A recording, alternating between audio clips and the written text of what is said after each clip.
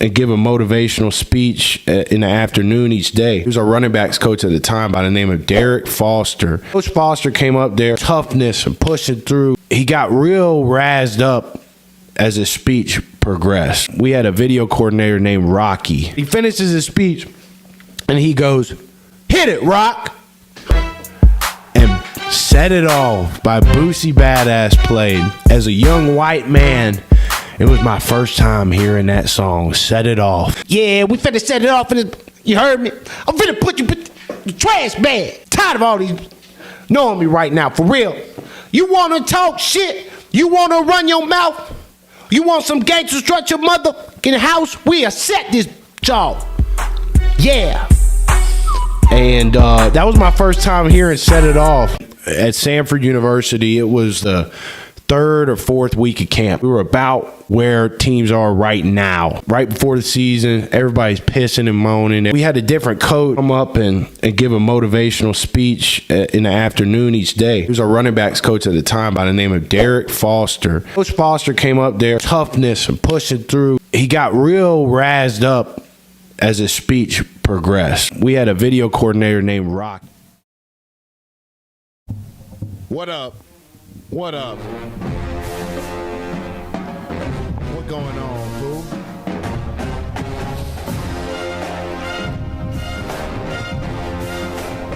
Got a little extra juice. A little extra. Hello, dog. Come here, dog. Come here, dog. Come here. Come here. All right.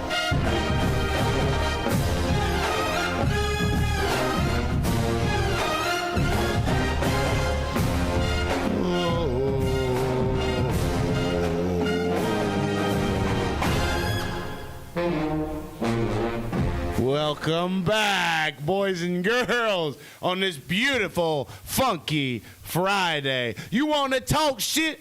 You want to run your mouth? You want some gangster strut your house? We'll set this bitch off, baby. Yeah. Come here, Jasper. Right here, buddy. Right here, buddy. Right here, buddy. This damn dog now. I tell you what, man, this damn dog and these damn Cincinnati Bengals, baby. You know what I'm talking about? Listen, the defense looked terrible. The defense looked horrible. DJ Turner, listen, he got cooked on that first drive, boy. He got cooked on that out and up route. DK Metcalf was a non-factor for most of the game other than that play, brother. And we forced a couple turnovers. Look, if the Bengals turn that football over one time, Pittsburgh's winning that thing. If they turn it, if we turned it over once, Pittsburgh's winning that thing. But instead, we forced 2 turnovers. Joe Flacco, 342 yards passing, 3 touchdowns, no interceptions. Jamar Chase sets a franchise record, 16 catches, 161 yards, and a tub. T. Higgins, 91 yards, don't know how many catches, but less than 16, 1 tub. Should have been 2 tub, but he makes a smart decision. He gets down, and the Bengals, with a minute and a half left, run that clock down to 7 seconds.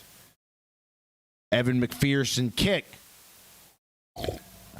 Certainly seems like Evan McPherson's back. We had some major kicking struggles with this Bengals team last year. You guys remember we had Cade York there for a little bit, and he had a field goal that was about that long on a primetime game against Denver late last season. Any Bengals fan knows which game I'm talking about.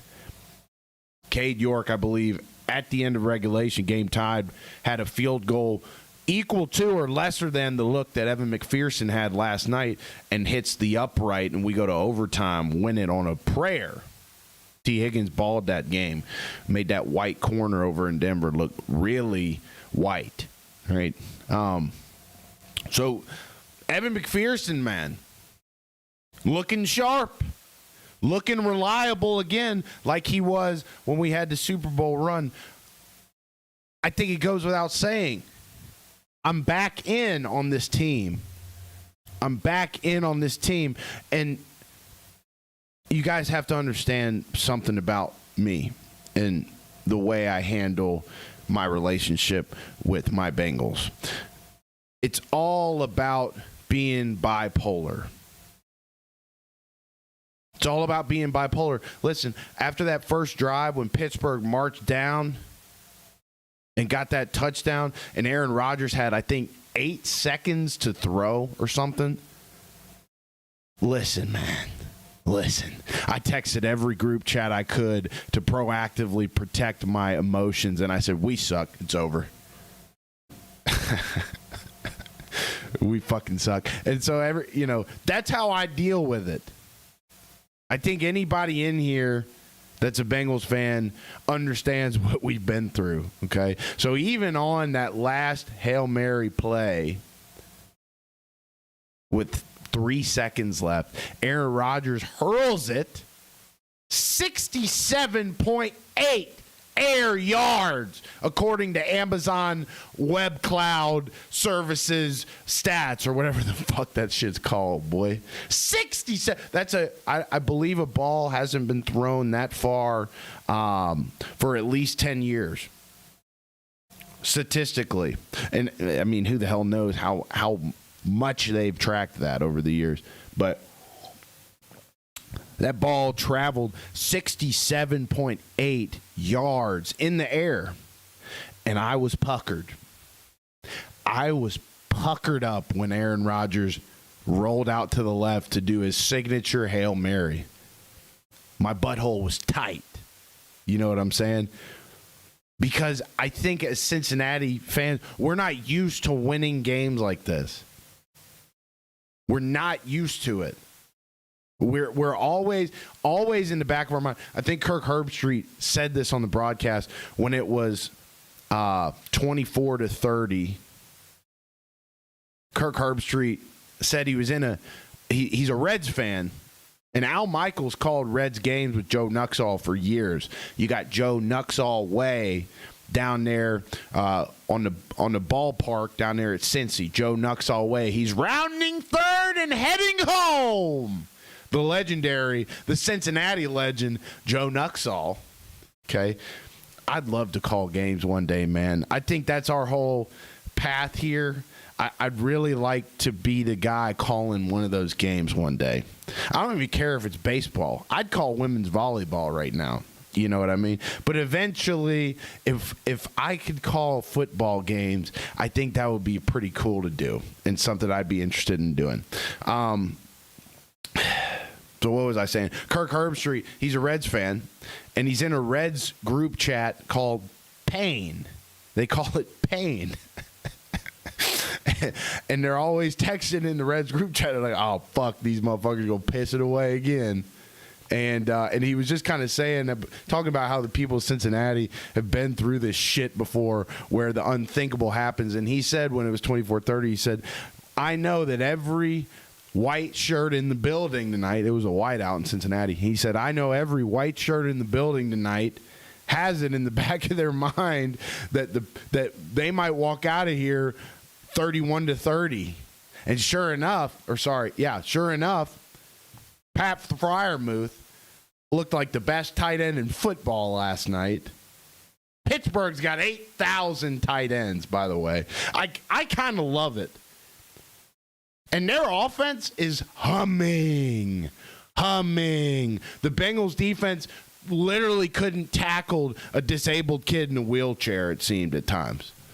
Demetrius Knight, our promising rookie, got benched last night. Logan Wilson stepping in and got a ton of reps. He still got the C on his shirt, and I still believe his presence out there, even if he's not producing like he used to, is valuable. But, I mean, this Steelers defense, how much money is it worth? $175 million? $179 million? I don't think the Bengals have gotten enough credit in the discourse today. The Bengals offense, at least. Every Steelers fan wants to dump on Tomlin. They want to dump on the Steelers defense. We paid this defense all this money, and they can't bust a grape. I get the frustration, but you got to put some respect on it, man. You're literally looking at arguably one of the best duos of wide receivers in NFL history. Already one of the best duos, wide receiver duos, most talented for sure. Stats and legacy are still loading, right? But talent, ability, God-given. T. Higgins, Jamar Chase, name a better duo in league history. There's probably a few, but if you look at top five, I in terms of raw ability, when have there been 4 other instances in league history where you've had a better duo of receivers than T. Higgins and Jamar Chase? I'm trying to think, and a lot of what I'm saying is clouded by bias. I'm a fan of my hometown team. Some people could call me a homer. Union Gamino 3D. Thank you for the follow. So, where was I going with that? You got to put some respect on the Bengals, man. I know we've looked booty cheeks. I've been down on the organization. I've been frustrated. In no shape or form did I ever conceive that this organization would make the change at quarterback that they've made. In no galaxy. I tweeted this last night. It was Joe Flacco and Jamar Chase sitting next to each other on Thursday Night Podium. If you told me this was real life, I'm talking about this picture of Joe and Jamar sitting together. Joe in a Bengals shirt, obviously. If you told me this was going on in early September, that this would be, I'd be, you know what I mean? I think everybody would. But again, and I had some people on TikTok, I'm kind of pissed this video I posted from yesterday's episode didn't do more numbers. But my prediction for the game last night on yesterday's show was spot on. People were asking me if I had psychic powers. They were asking me what my picks were for this weekend because they want to make some money. And I had to tell these motherfuckers I didn't make a red cent off of this. Why did my shit go? Here, I'm going to have to fix that real quick, boys. Cody, what up, boy? I'm going to have to fix this, man. Look at this. This is what happens when you're a one-man operation. Are we back on? Yep, we're good. So anyways, boys, what was I talking about? Put some respect on the Bengals offense. I predicted the game to a T on yesterday's show. Evan McPherson, game-winning field goal. I predicted it. You know what I'm saying? But I didn't make a red cent off of it because, like I said in yesterday's episode, I feel like betting's a psyop. And I mean, God, but I wish I would have bet. I wish I would have bet. Some bastard bet all this crazy shit that ended up happening. I saw the bet slip. It was like it's like a $5 bet that won $10,000. It was like Bengals money line, crazy passing yards for Joe Flacco, T touchdown, Jamar touchdown, like all these. There were a couple more crazy ones that I can't think of right now. But the Steelers, they got 6,000 tight ends. They got Washington. They got Freiermuth. They got Connor Hayward. Feel like they got one other guy that I'm not thinking of right now. But one thing that I was really confused by, perplexed by, they were talking on McAfee's show yesterday about, his name's Darnell Washington, I believe, right? Darnell? It's not. I have a friend named Montrell Washington who also played in the league. It's not Montrell. It's Darnell Washington out of the University of Georgia. And McAfee was talking about him yesterday. Said the guy was 315 pounds. And I was like, that's insane for a tight end, right? 6'7", 315. So I Googled it. Google machine says that the guy's 265 pounds. That's a big difference. And then when you hopped in the game broadcast, they're talking about all this beef that the Steelers got on the edges. And we then look at my boy here saying they don't even have an exact weight for him on the broadcast. They listed him at 300 plus pounds. Are we keeping his weight secret? Do I need to start putting on my Hinge profile that I'm 6 foot plus? I'm 6 foot plus, dude. Could mean a lot of things. Like Washington could be 350 and we wouldn't know. So I've never seen this with a player before. It's almost like professional wrestling when they say where's Kane from, and it says parts unknown. It's almost like it's like this guy's a fictional character. It's like they don't want you to know that he was created in a lab, and that's why he's able to haul it like a thoroughbred at 300 plus pounds. Guy scored a touchdown last night. I told the story about when I saw him playing in person for Georgia and noticing how massive this guy was from the top part of the lower bowl in SoFi Stadium down there in Inglewood, California. 300 plus pounds. You're telling me that the production crew just dropped the ball on one guy's exact weight? Are you telling me that Mike Tomlin tells this guy to house 4 cheeseburgers a day before noon because no matter how big he gets, he can still tote the rock and be a force? I don't know. They talked about this on the broadcast last night. I don't know who you put on this guy to cover him. Linebacker's too small. The safety's definitely too small. Everybody's too small to cover this guy. Everybody's too small to cover him.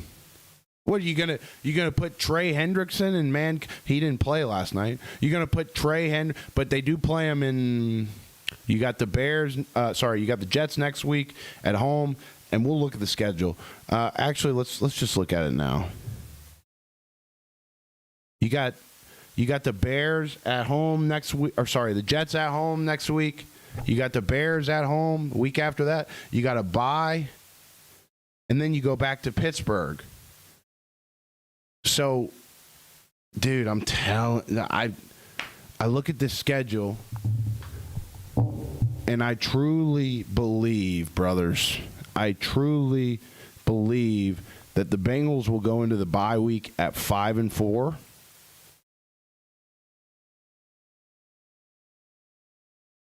You get a week's rest. Joe Flacco is only going to get more comfortable in this offense. And he already looks pretty comfortable. You know what I'm saying? He's already doing what he needs to do for this ball club. And so this is what's so, like, I think playing the way they play, like at Pittsburgh, it's going to be a tough one, but I think it's winnable. New England at home, I might be trying to go to that one. Did I hear that I should know this. I heard that the Bengals have a Thanksgiving game. I'm not sure if that's correct. I don't have that many people in the chat to let me know. That's okay. I got the headline and everything hashed out. And we're here on a Friday. Everybody's having drinks. Everybody's having margaritas. I understand it. And in fact, too, Miami is they're playing Louisville right now. And I love being here with you guys, but I'm also going to love when I go offline and can sit down and watch that game. I think Louisville was winning before we went live here. Louisville and Miami, sneaky good game. And I would have told you, again, this has no validity because last time I checked, Louisville's winning, so it would be really easy for me to say this, but I'm dead-ass serious when I say that I would have told you Louisville's got a good team, and this is going to be an upset alert for Miami. So that game's going to be talked about a lot if Louisville ends up winning that. But look at this, man. So let's say, okay, Bengals win next two, go into the bye week at 5-4. You got Pittsburgh, you got New England, you got at Baltimore, at Buffalo. That's easily. I can't even read that. That's easily the toughest stretch on the season, though. Let's see. What game is that? Oh, Miami. Oh, yeah. Which is, so they play at Miami in Christmas time, too. And what's sick about that is I go down to South Florida. You guys don't. Well, you might care. I go down to South Florida during Christmas time, and I go to the Dolphins game at Christmas time every year. So I might be able to watch the boys down in South Florida. But you got to finish up the season at Miami, Arizona at home, Cleveland on the road. So that's 3 more dubs, I think. So that puts you at 8 wins. Okay, and then if you just find a way to win 2 games in the stretch, in that 1, 2, 3, 4 game stretch, where you play Baltimore twice, you got New England, and you got at Pittsburgh. If you can find a, so if 3 wins to end the season puts you at 8 wins, assuming we win the next 2 games. That puts you at 8 wins. And then if you just win 1 or 2 games in that 2, 4, 5 game stretch, you go 2-3. I think they could do better than that. I think they could snag 3 of those games. 4 is lofty. But, I mean, the defense has got to get it figured out. The defense has got to figure out, do what they got to do to make tackles. They got to put the personnel out there to make some tackles. What else do we have? I really might cut you guys loose early so that we can all watch this Miami versus Florida game. Obviously, while we're still here online, watch the podcast. Okay, don't leave me. We only got like 3 viewers in this bitch right now, anyway, which is fine. It's fine. Don't leave me, please. But when we go offline, you guys should all tune into the Miami-Louisville game. I was shocked, Trump hands. I was shocked to see that game going on a Friday night. The high school football, it's not. It's a high-quality game, you know? So it's like I didn't quite understand that. What else do we got here? Notes. I'll give you guys some predictions for this week's pro slate, and I will also give you guys my predictions for each SEC game that's going down this weekend. We only cover the SEC on this show for the most part because it's the best conference in college football. It's the closest thing to the realest version of college. It is the realest version of college football. But we're SEC supremacists over here. It's the best conference in the land. Another meaningful statistic that stood out to me from the Pittsburgh Steelers side, 56 consecutive regular season games with 7 or fewer points in the first quarter. Brad Stevens, win live stream. Thank you, brother. He says he's going to miss me tonight. Honey Boo Boo Bear. Hold on. God, I wish I had the timing for that, but I was going to. Oh, wait. I was going to do this. God damn it, timing's so off now. Yeah. Honey Boo Boo Bear. Damn it, I wish I had the timing on that nailed down. That's why we got to have a producer on this show, man. But I got to get a bunch of subs so that we make some money so that I could hire a team. Because then it would have, the comedic timing would have been on. It would have been right there. I love that sound. I love a good sound. Trump hands. I love a good soundboard. We got a lot of people. Is it sharp inhale? You know what I mean? Trump hands. a great soundboard. This guy, this big, powerful guy, he's the most elite soundboard operator. He's a big guy. Sorry. Yes. Okay. I did it again. When I'm thinking of something to say, I go like, it might be what Trump does too. You know what I'm saying? Okay. But yeah, you guys are going to get my NFL Week 7 predictions, and you get my college football Week 8 predictions for the SEC, because it's the only real conference that's out there, big dogs. It's the only one. So, yeah, I mean, to sum it up, man, I'm really thrilled about this Bengals team. It's hard not to be after you beat the your arch division rival, who is at the top of the division, and you're 2-0 in the division. Because that's what matters, man. I was thinking about this. I was like, dude, if the Bengals or any other team completely swept the AFC North. Let's say they beat the Steelers twice, they beat the Ravens twice, they beat the Browns twice. That's 6 wins. And this doesn't apply to the Bengals because they've already won games outside of the division. They beat the Jags in week 2, and that's it right now. But let's say you only won those 6 games. Does that team at 6-11 make the playoffs? Why don't we ask? And I don't want the connection to. If you guys see any lagging, let me know. I'm going to ask this to ChatGPT. Okay, we're typing this live. I would share my screen, but it really fucks up the quality of the stream. So let's say I'm coming up with this in real time. Let's say that an NFL team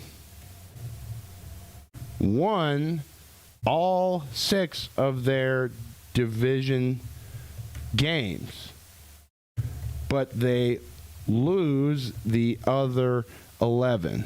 Do they make the playoffs? And again, this doesn't apply. And then I'll ask, is there ever in NFL history a case of this happening? Okay, let's see what it says. Let's break it down logically and historically. If an NFL team wins all 6 division games and loses the other 11, the record 6-11. We know that. Now, here's what that means. Division winners automatically make the playoffs. Wild card teams are determined by best overall records after. We know that. So the key is, would they be good enough to win? But I asked about playoffs. Do they make the playoffs? Could it happen? Extremely unlikely, but theoretically possible. Here's why. If every other team in the division went 5-12 or worse, then yes, a 6-11 team could win the division. For that to occur, the division would have to completely cannibalize itself, with all teams losing most of their out-of-division games. So, mathematically possible, but has never happened and almost certainly never will. The worst records ever to make the NFL playoffs. I remember this 2010 Seattle Seahawks team at 7-9. They won. And then they beat the Saints in that wild card game where Marshawn Lynch had that crazy run where he was throwing everybody off him and then grabbed his nuts as he dove into the end zone. Panthers at 7-8-1 in 2014. Won the NFC South, and then they won a playoff game versus the Cardinals. And then in 2020, Washington Redskins 7-9. Looks like I remember the NFC East was ass for a couple years there. Hosted Buccaneers and wild card loss. No team with fewer than 7 wins has ever made the playoffs since the merger. Interesting. So again, 6-11 division winner, mathematically possible, but would require a historically bad division. Well, if at this point in the year there was any division that could be historically bad, it would be the AFC North. Which pains me to say, historically it's the best division in football. We are AFC North supremacists here as well. But that case is not looking good. I think that indicates parity in pro football, though. I think this NFL season is the first season in a long time where there's really not the team. People are trying to get this Kansas City shit going again. It's really pissing me off, because I liked when they were irrelevant the first couple weeks of the year here. I really enjoyed it. They got the Raiders this weekend, and we'll predict what happens in that game. Mystic Dupe, they call me. So what else, man? We're at about 30 minutes. We just out here killing time, man. It's Friday. You ain't got no job. You ain't got no. You guys know that movie? Good movie. All right. Sometimes when I drop a line like that, I envision myself doing stand-up and like bombing and just, all right, next fucking joke. All right. Okay. What else, man? Look, there was a clip from last night after the Freiermuth touchdown where Aaron Rodgers did his unk celebration. You guys know he gets that run and start, he skips, and he does a skip, and then he does that. He's the only guy that can pull off that celly, let me tell you. And even so, I mean, it's bad. It's really bad. But he does his celly, and then Mekhi Becton, the left tackle, number 77, the guy that's supposed to be protecting him, tackles him from behind. And Aaron Rodgers pops up, and he's like shoving him. He's like, what the fuck? And rightfully so. I'm shocked that Mekhi Becton didn't get, or not Mekhi Becton. What's the guy's fucking name? 77, the left tackle for Pittsburgh. It's not Mekhi Becton. Reminds me of him, though, big bastard. What's that guy's name, man? Steelers left tackle. Broderick Jones, man. Why does he remind me? I think it's a big, scary black man. It reminds me of Mekhi Becton. He's not with New York anymore. He was with the Jets. Now he's with a team that's a contender, I believe. Mekhi Becton. Who's he with? Philly. He's with Philly. So, yeah, Broderick Jones tackled him from behind. And there are people online. Look, man, anybody, there's people online. So Rodgers was like pissed. And he shoved Jones. He was like, what the fuck? He was pissed. And there's people online right now that are saying Aaron Rodgers is an asshole. I can see why he's difficult as a teammate. He doesn't care about the team. Like all this crazy nonsense. Anybody that thinks that or thinks that way has never been around football at a high level. Ever. It's a telltale giveaway because I had a practice one time. I've told this story on the show. I had a practice one time. I was feeling it. I was having a good practice. I was getting home to the quarterback a good bit in practice as a scout. And I come off the edge clean. And at least in college, I think we took care of the quarterback in high school too. In college, the quarterbacks wear different colored jerseys in practice for a reason. You don't touch them. But in a college practice or a pro practice, if you come off clean like I did, you either try to make a play on the ball or just tag his hip, right? Just tap the hip, and they'll give you the sack in practice, right? So I come off the edge clean, and I see my boy winding up to throw it. So I'm like, oh, shit, I'm going to try and get that. You know what I'm saying? And I leave my feet with my hands up. And I miscalculated, and he threw his throwing arm went right in. A wrist hit, and it made a big noise. And, oh, my God, I got an ass chewing for that. The D-line coach comes up to me, of all people, and he's like, you take food off my fucking table when you do shit like that, motherfucker. And I was like, damn, all right, I ain't going to touch the quarterback. So I was shocked when I saw Mekhi Becton literally tackle a 41-year-old quarterback in celebration.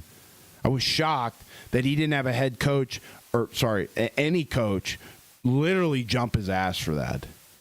If I was a coach on the Steelers staff, I'd probably be scared of that guy, Broderick Jones. He's a big bastard, big scary bastard. Maybe that's why no one got in his grill. Because they knew he would just shove them back and they would be fucked, But I was shocked that nobody jumped his ass. And there are people online defending that. It was retarded. It was so stupid. It was so dumb. Not Mekhi Becton. Yeah, I know. I don't know why I got them confused. I got them mixed up. Two big black tackles, scary. I just got them mixed up. Broderick Jones. It was ridiculous. It was so dumb. Like in pro football, you get benched for something like that in a low-level college game. But this is Aaron Rodgers, one of the greatest quarterbacks of all time, and he's 41. He's made of mothballs, dude. And he gets tackled from behind in celebration. It's the most ridiculous shit I've ever seen. So there are people saying like Aaron Rodgers is a dick. He's a bad teammate. I could tell why he doesn't like his family or whatever. It's like, dude, that's crazy. That's crazy. Anybody who takes that stance online, I know that you weren't around football at a high level. And therefore, I'm not going to listen to you speak on football. It's ridiculous. Okay? And we've also got this is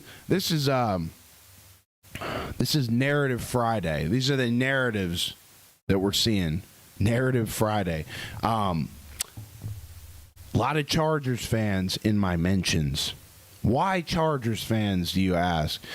Well, these folks tend to take any chance they get to try and compare Justin Herbert to the greatest quarterback of our generation, Mr. Joseph Lee Burrow.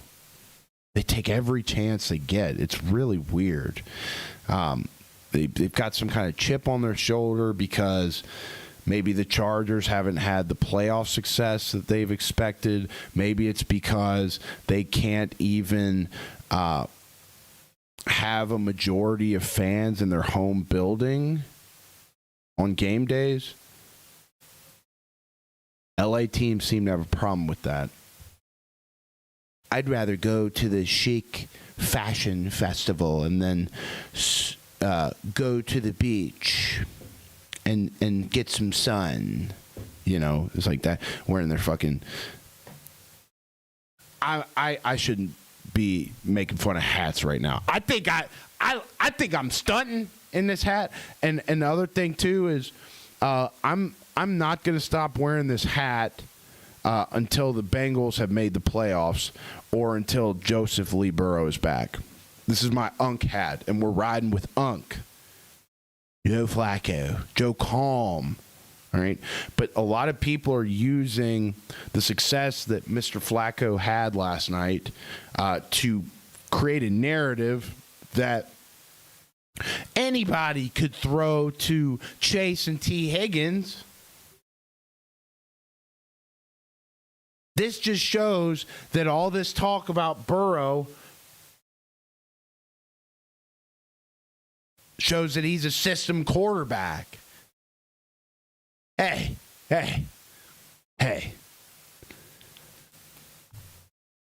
It's crazy. I don't see any Bengals fans even mentioning Justin Herbert.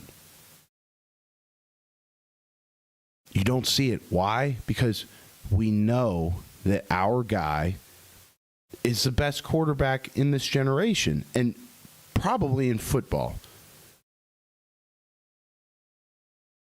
It's not even worth a discussion.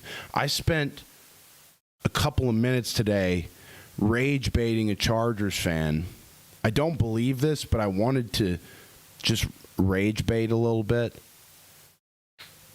And I said, he was saying some bullshit about Burrow being a system quarterback, whatever. And I responded to him. I said, I would have still taken Tua over Herbert in this draft class. And this kid starts responding with screenshots of a Tua Herbert. This man took the time to get on Pro Football Reference, create a comparison between Tua and Herbert, and then screenshot it and respond to my tweet with it. And he was like, you go back to pre-K, you're a dead brain, idiot, all this stuff. And I just said, brother, I was rage baiting you. I don't believe that. But the fact that he made it he made an actual discussion tells me that that's something you're concerned about. And Tua's ass. You know what I'm saying? Tua's ass. I was rage baiting him, and he took it serious. And that tells me all I need to know. I don't need to get into statistics. I don't need to get into the fact that Herbert hadn't even won a playoff game, to my knowledge. Maybe he's won. I don't know if he's won any or not. I'm pretty sure he hasn't. But if he has, it's like one or two. Never sniffed an AFC championship. Never sniffed a Super Bowl. I could say all that. But the fact that the narrative spinning is crazy. It's fun, and I love rage baiting mentally vulnerable fans. But stop it. Stop it. You know what I mean? Okay. Yeah, I mean, I'm fired up about the win. 3-4 is a completely different galaxy than 2-5. And the Bengals have they got an easy game next week to get them back to 500. Jets at home. No game's easy in pro football, but as easy can be, right? And then you got the Bears, who have been playing well.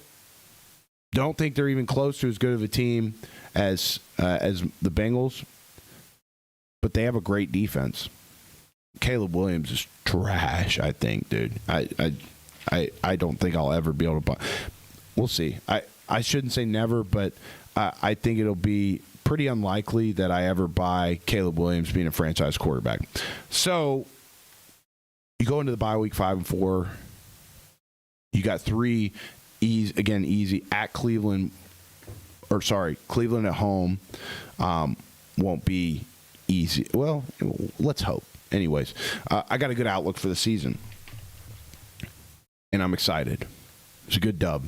So let's go ahead and get some picks off for Week 7 NFL.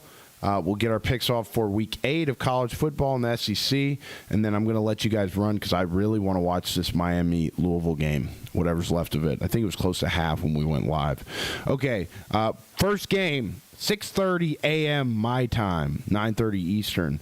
Rams at Jags in London. This is the first international game since Week 1 that I've been interested in.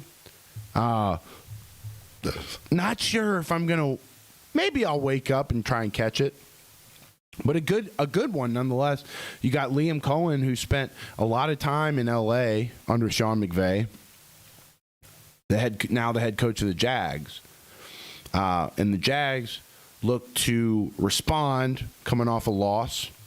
And the Rams, again, are quietly one of the best run teams in football. Matthew Stafford and McVay have some of the best chemistry I have seen between a play caller and a quarterback. And I think that's the recipe there is time. And a lot of times NFL stands for not for long, whether you're a coach or a player. So McVay's obviously got that tenure with the Rams, and Stafford's been there a minute, and they have great chemistry. I've got the Rams in that game. I wish I had point spreads, but I do not. Eagles at Vikings. Look, the Eagles are going to be in absolute shambles if they find a way to lose this game. They will be in the worst shape they will have been in years if they lose this game. And it seems like they're already spiraling internally a bit. Carson Wentz will be the starter. I feel like Minnesota is kicking themselves letting Sam Darnold go, who is a top 5 passer in the NFL right now. Give me the Vikings! Sending the Philadelphia Eagles into a downward spiral. I'm not hating. I just don't like what I'm seeing from them. What's the OC's name? Patullo? They haven't gotten that chemistry down with Jalen Hurts, and I'm not sure if he's going to be around long enough to establish that chemistry. A.J. Brown just might request a trade from Philadelphia this season. That's been rumored for a couple weeks now. Philadelphia is in bad shape. I don't necessarily believe in Carson Wentz. I haven't seen Houday. Hear that Bengal prowling, leaning angry. Somebody in the chat. Purcell. Ha, my dog. I hope I say that right, by the way. So, yeah, give me the Vikings over the Eagles, man. It's in Minnesota as well. Yes, the Bengals will win the Super Bowl. I totally agree. All right, we got Panthers at Jets. Ugh. No, I'm just kidding. The Panthers, they've shown some life the last couple of weeks. I think a lot of people have gotten down on them a little too fast, and they might have a decent team. They got a top 5 rusher in the league in Rico Dowdle. Rico Dowdle and Javonte Williams, 2 top 5 rushers through 6 weeks of the NFL season. Give me the Panthers there. The Jets fall to 0-7. I'd almost like to see the Jets get a win for the Bengals' sake. I'd almost like to see that, because then the guys in the Jets facility, they'll start feeling a little full. They say, we got us a dub, man. We ain't gotta really practice that hard this week, man. And then the Bengals get an easy win. I think regardless of what happens in this Panthers-Jets game, the Bengals will beat the Jets next week. But the Bengals will have 10 days to prepare for the Jets, and it's in Cincinnati. So, yeah, give me the Panthers there. But I wouldn't be shocked at all if the Jets found a way to upset the Panthers. Again, I think the Panthers are looking good. The Jets are looking bad. I'm hearing in certain circles that the Jets are one of the worst coached teams that other coaches I've ever seen in the league. Aaron Glenn, don't know if he's ready to have taken on that head coaching role. Let's take a look. Pats at Titans. Mike Vrabel returns back to Nashville after his team has started out 4-2. Drake May's production has already exceeded that of Mac Jones when he started his time as the top draft pick, hopeful franchise quarterback of the New England Patriots back when Mac Jones was drafted. Drake May's exceeded the production there in the same amount of games already. So this Titans organization, total disaster. Mike Vrabel's going to be pissed, motivated. He's going to want to show Titans owner Miss Amy Shrunk what she's missing. Amy Adams Shrunk, the most, if not one of the most incompetent owners in professional football.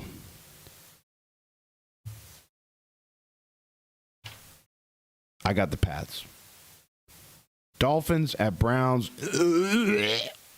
You know what I mean? Give me the Browns in that one. Browns are pissed off. They're frustrated. There's a radio host in Cleveland. What's his freaking name, man? He's an Italian guy, I think. Oh, his clips are so funny. So funny. Oh, God, what's his name? But he's been ranting about the Browns. He's had like 2 or 3 viral clips ranting about the Browns this week alone. Give me the Browns in that one. Dolphins are spiraling. Commanders at Cowboys. Cowboys coming off a tough loss to Carolina. Carolina, I think, is a better team than people give them credit for. They got Rico Dowdle back there, who clearly had a chip on his shoulder about how Mr. Jerry Jones treated him on the way out of Dallas. And division game, NFC East game. Commanders are coming off a hard-fought win against the Bears, who probably the Commanders probably should have lost that game in a rainy night in Chicago. Or was it in Maryland? I think it was in Maryland, actually. Sorry. Commanders are on the road at the Cowboys. Give me the Cowboys in that one. Cowboys response, they're going to respond after this win off the Panthers, and they'll be motivated and ready to go in the division game. Javonte Williams, again, he's Dallas's running back. He's, I believe, the number 4 top guy in terms of rushing yards in the league right now. Saints at Bears. Bears continue to cruise. They get the win against a struggling Saints organization. Raiders at Chiefs. Ooh. Big rivalry. I think Raiders-Chiefs is an underrated rivalry, especially because the Raiders have struggled the last couple years. It's at Arrowhead, so that's going to be really tough for Vegas and Pete Carroll. Ashton Jeanty seems to have come back into his own. He's readopted the Michael Myers stance, and his stats have skyrocketed since then. Oh, man. And the Chiefs, if the Chiefs win this, everyone's going to be like, oh, they're back to the best team in the league. They're going to win the Super Bowl. Oh, my God, it burns me up, boy. Everybody wants to say that the NFL wants Taylor Swift on the screen, so they're boosting this narrative. You know what I mean? Make more money that way or whatever. My buddy's a Lions fan, and he was like, dude, this shit is so rigged. They couldn't have the Chiefs drop to 2-4 or whatever the record was. Anyway, man, this is the pick of the week that I hope I am wrong on. Okay, give me the Chiefs. They're at home. But again, division game, anything can happen. I really hope that I'm incorrect there. The home field is what does it for me. If it was in Vegas, I would go with the Raiders. Fuck. Colts at... Didn't the Colts just play the Chargers? No, that was the Rams. That's the other thing. I find out a lot of people, like girls especially, that they're not tapped into football like that. They always get the Chargers and the Rams mixed up, and it kind of bugs me, but I just did it. So Colts at Chargers. Damn. So they went to L.A. to play the Rams a couple weeks ago, and now they're coming back to L.A. like 3 weeks later to play the Chargers. I think Chargers take that one, and it really pisses me off because all these Justin Herbert glazers trying to compare him to Burrow for no reason because Burrow's got all this real estate. That's my doggy snout at the bottom. You see my doggy? Yeah, you guys see him in the shorts feed there. Hello, puppy. Would you like to come up in my lap, puppy? Come on. Come here. No, he knows when the camera's on. It's weird. Yeah, give me the Chargers in that one against the Colts at home. Colts fans will definitely show out. Like I said, L.A. fans, they can't even get half of their stadium full with their own fans. It's pretty sad.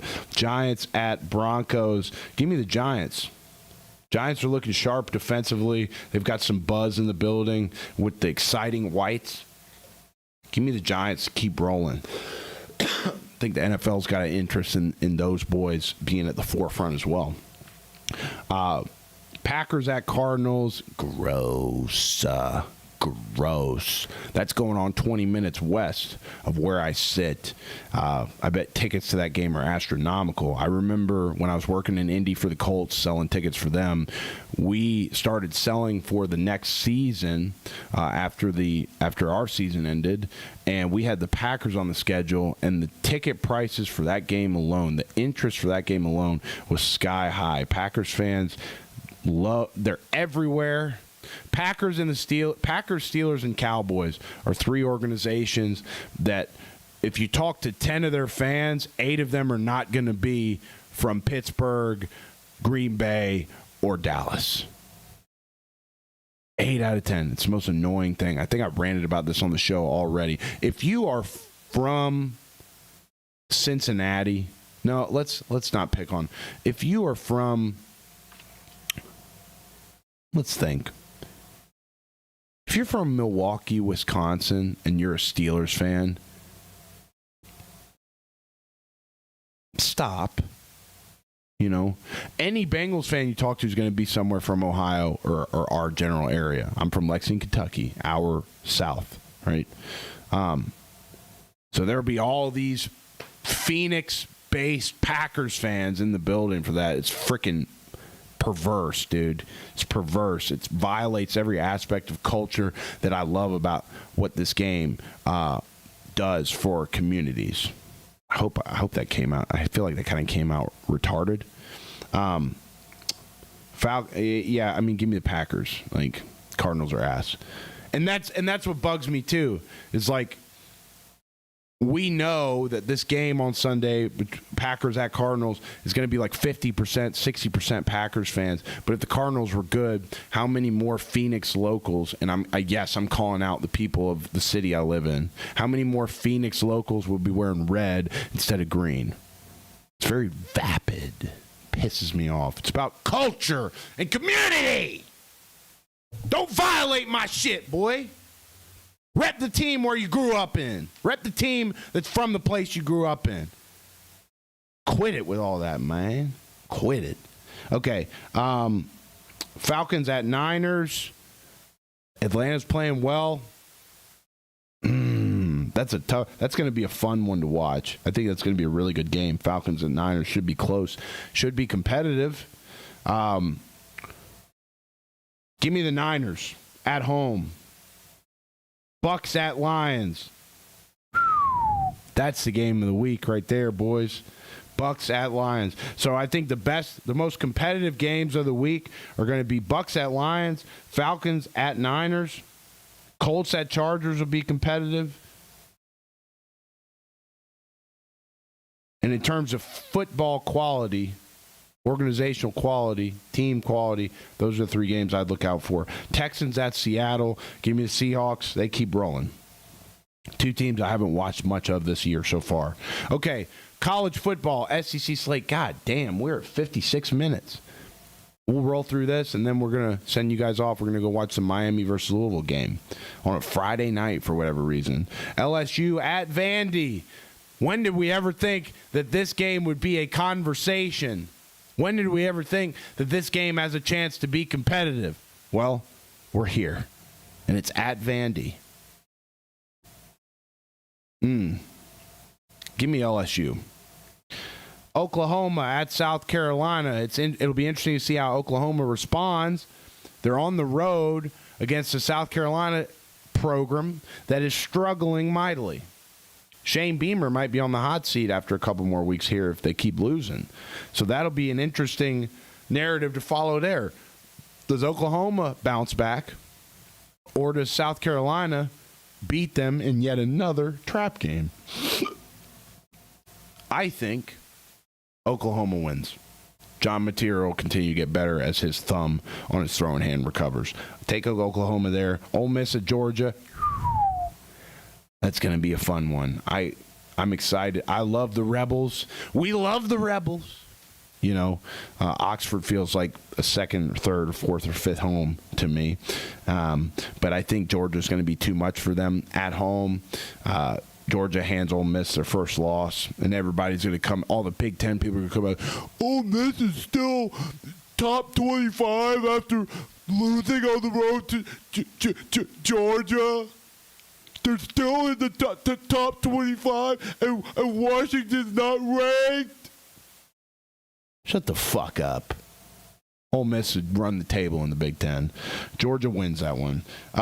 Mississippi State at Florida. I am hearing from trusted sources, and I'm not just saying this. I have a trusted source in college football that has told me and our immediate group of friends that win or lose, Billy Napier will be out at Florida this weekend. That is from a confirmed source within college football who's been on coaching staffs before. Billy Napier is out Win or lose at Florida this weekend. Book that. Mississippi State wins on the road in Gainesville. Texas at Kentucky. Texas. A&M at Arkansas. A&M. Tennessee at Alabama. This is another fun one. Primetime game at Bryant-Denny Stadium at Saban Field in Tuscaloosa. Alabama wins this. They stay hot. Tennessee's good, but they're not on the same level as Bama. Give me Alabama. Give me Alabama! Okay, and then the last game of the week we'll cover, and I'll send you guys off. Missouri Tigers at Auburn. I see Auburn getting a win at home in the Plains. You know, I haven't watched much of Missouri. They've got a great running back. They've got that Penn State transfer quarterback, Bo Perbula. And then the running back's first name is Ahmad, transfer kid. I could be wrong. Auburn played Georgia pretty tight at home last week. I think they get the win against Missouri this weekend. All right, it's been a fun show. I got to let you guys go. We're right at about an hour. We will see you guys back on Monday.